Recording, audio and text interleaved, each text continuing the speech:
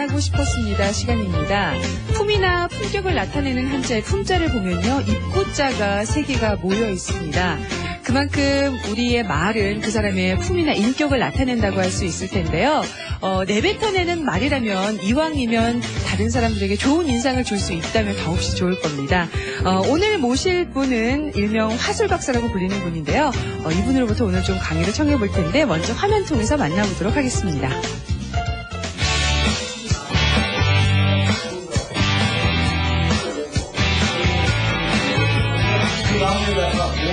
대학 지식, 정보, 경험, 보강적인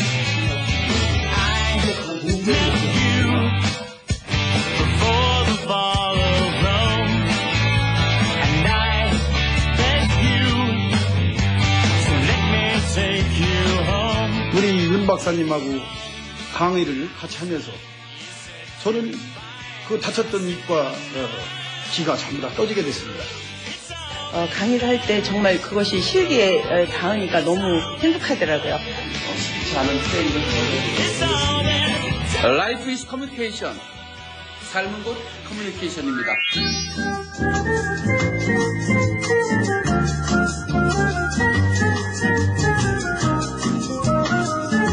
네, 만나고 싶었습니다. 오늘의 주인공 스피치 커뮤니케이션 컨설턴트 윤치영 박사 모셨습니다. 안녕하세요, 박사님. 네, 안녕하십니까. 반갑습니다. 네, 반갑습니다. 네. 네, 요즘 서점회를 또 가보면요. 말 잘하는 법, 화술의 달인 여러 가지 말 잘하는 비법에 대한 책들이 많이 나와 있는 걸 보면 말 잘하고 싶어하는 사람들이 참 많다는 그 반증이기도 하겠어요. 네. 네. 얼마나 표현을 잘 하느냐가 그 사람의 인격이고 그 사람의 역량이라고 할 수 있겠습니다. 네. 그러면 화술 박사, 윤치영 박사님께서 생각하시는 말 잘하는 법, 말을 잘한다는 건 어떤 걸까요? 네, 말을 잘한다는 것은 유창하고 장황하게 늘어놓는 것보다는요, 핵심을 찔러서 메시지를 전할 수 있어야 되겠고요. 또 진솔한 그 어떤 소통 능력을 가지고 있어야 되겠습니다. 다시 말씀드려서 스피치는 단순한 낱말의 나열이 아니라 진솔한 마음의 전달이고 표현해야 되겠습니다. 네. 말을 그냥 그저 많이 하는 것이 말을 잘하는 것이 아니라 정말 핵심 있고 서로를 공감할 수 있고 교류할 수 있는 이야기가 하는 것이 말을 잘하는 법이라는 얘기겠네요. 예. 박사님께서는 매일 아침마다 또 무슨 선물을 주신다고요? 벌써 한 3, 4년 됐는데요. 아침마다 뉴스레터라고 하죠. 네, 메일을 통해서 좋은 글들을 독자들에게 전하고 있습니다. 네. 박사님께서 전해주시는 아침에 받는 그 메일 한 통으로 또 다른 사람들과 이야기, 물꼬를 틀 수 있는 또 좋은 소재가 될 수도 있겠네요. 네. 오늘 그러면 강의로 전해주실 내용은 어떤 건지 간단하게 좀 소개 좀 해주실까요? 감성 리더의 3F라는 주제를 가지고 짧은 시간 동안 강의해드리겠습니다. 예. 자, 그러면 윤치영 박사로부터 듣는 감성 리더가 되는 법 청해 듣도록 하겠습니다. 네, 여러분 반갑습니다. 제가 핸드폰에 이렇게 핸드폰 고리를 달고 있는 것이 피치 파이프인데 이것을 보면서 저는 스스로 리더로서 갖춰야 될 덕목을 생각을 합니다. 이 3가지 의미가 담겨 있는데 첫째로 이 피치 파이프라고 하는 도구는요 악기를 튜닝할 때 쓰는 것입니다. 합주 연주를 할 때 악기와 악기 사이에 음을 맞추기 위한 도구로 사용되고 있거든요. 그래서 이건 음의 기준음이 됩니다. 그래서 리더는 모름지기 타의 모범이 되어야 된다. 그래서 나는 스스로 타의 모델이 되고 있는가 그런 제가 자문자답을 해봅니다. 두 번째는 이 도구는 특별한 소리를 내게 되는데요. 네, 부드럽죠? 하모니카 소리 같아요. 네. 리더에게는 자기만의 독특한 영역을 갖춰야 된다. 요즘 블루오션이라는 얘기를 많이 쓰고 있는데요. 나만의 스타일, 나만의 독특함, 나만의 개성, 나만의 정체성. 이것이 바로 리더의 역량이라고 생각을 하고요. 세 번째는 오늘 강의하고도 이제 관계가 되는데 소통 능력을 갖춰라. Leadership is communication. Life is communication. 바로 소통 능력을 가진 자가 세상을 지배할 수 있다. 이런 의미가 담겨 있습니다. 사람들은 논리적인 것만으로는 설득당하지 않습니다. 정서적인 공유가 필요하거든요. 그래서 오늘 핵심 주제는요. 정서적 공유를 위한 3F입니다. 첫 번째가 패스트, 두 번째가 프렌들리, 세 번째가 프랭크입니다.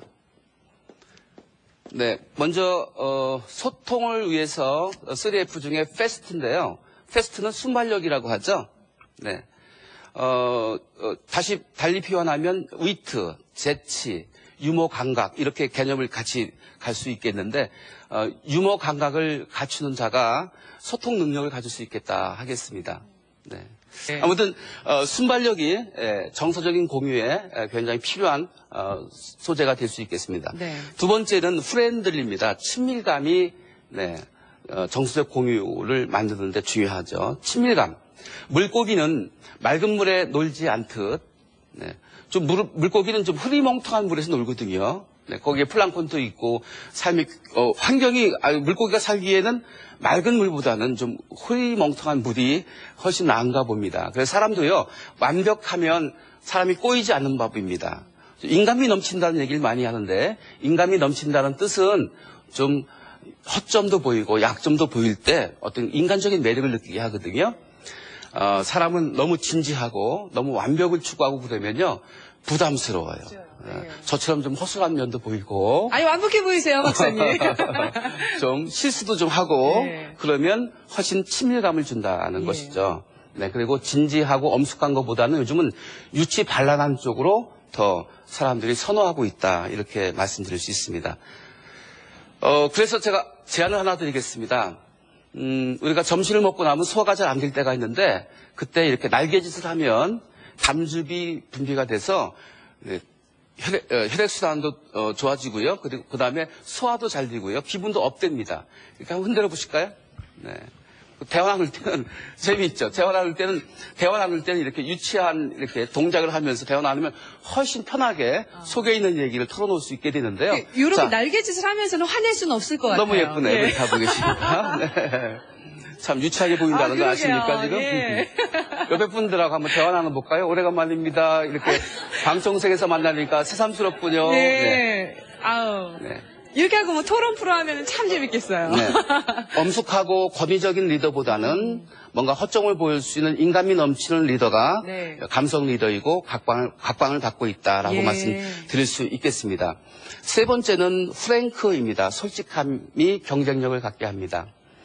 제가 여러 모양으로 강의를 하고 있는데 저한테 강의를 받으신 분들이 변화가 일어납니다. 놀라운 변화가 일어나거든요. 자신감도 생기게 되고요. 또 거침없이 말씀도 하시게 되고요. 그 힘은 어디서 오냐면 프랭크입니다. 솔직함. 솔직함을 달리 표현하면 자기 개방이라고 표현할 수 있겠죠. 자기 개방. 자기 내면의 소리를 이렇게 공개했을 때 자기도 모르게 자기 내면의 자아를 발견하게 되고요. 세상의 이치를 깨닫게 되고 더 나아가서 자유함을 누리게 됩니다. 사람들이 대중 앞에 서면 말문이 막힌다고 표현하거든요. 나를 가둬놓기 때문에 그렇습니다. 나를 숨겨놨는데 남이 나를 들여다보면 어쩌나라는 그런 두려움 때문에 대중 앞에 서면 긴장하게 되고 또 어떤 말을 전해야 되는데 말할 거리가 생각이 안 나고 그렇게 되는데요. 자기를 열어놓고 솔직하게 대중 앞에 서게 되면 당당해지고 자신감도 생기고요. 내공이 쌓이게 되는 것이죠. 그래서 프랭크가 중요하다 말씀드릴 수 있겠습니다. 아까 말씀드렸죠.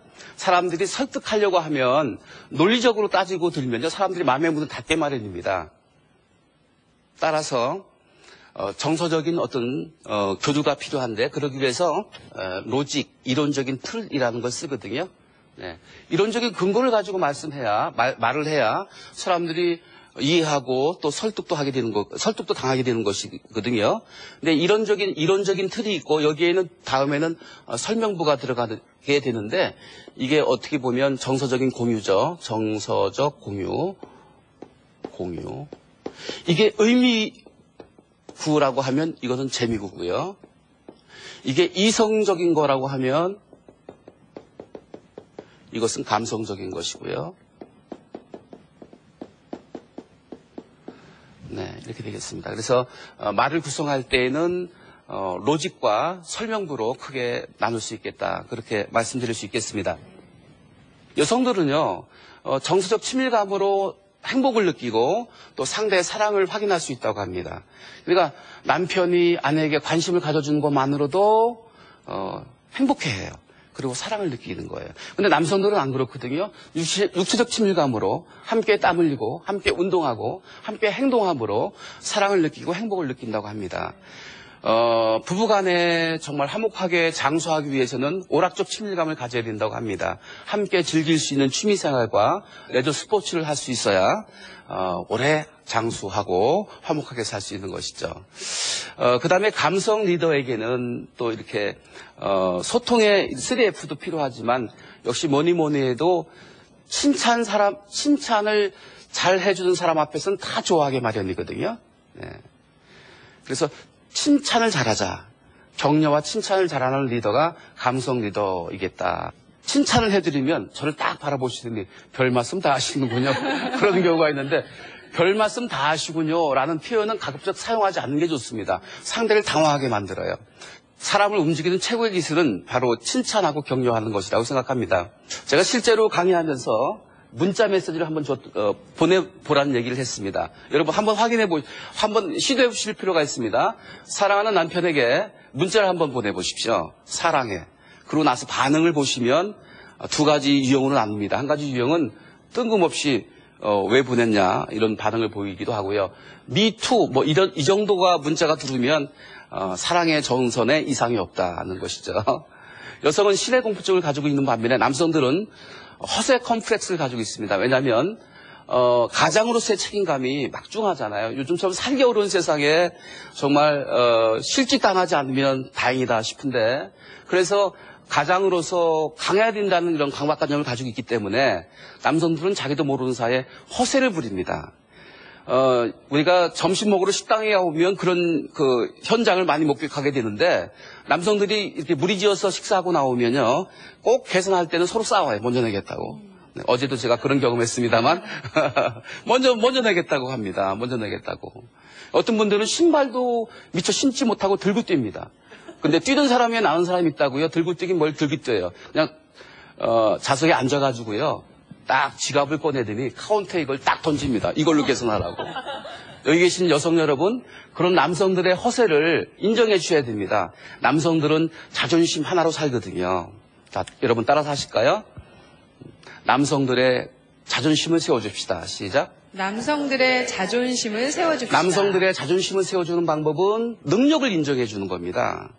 자, 다시 한번 따라서 해주시죠. 역시 당신이에요. 시작. 역시 당신이에요. 그 말 한마디에 움츠렸던 어깨가 쫙 펴지고요. 기가 살아납니다. 바가지 긁지 마세요. 집은 안 시켜야 됩니다. 남성들의 최고의 칭찬은요. 능력을 인정해 주는 겁니다. 능력을. 아내들이 집안일 하다가 남편이 퇴근하면 남편한테 부탁하죠. 여보, 낮에 이 화분을 옮기려고 하다가 못 옮겼거든요. 이것 좀 옮겨주세요. 그러면 남편들이 그걸 낑낑대면서 옮깁니다. 그때 아내의 이 말 한마디. 역시 당신이에요. 그 말 한마디에 남편들 반응이 어떨까요? 뭐 또 할 일 없냐?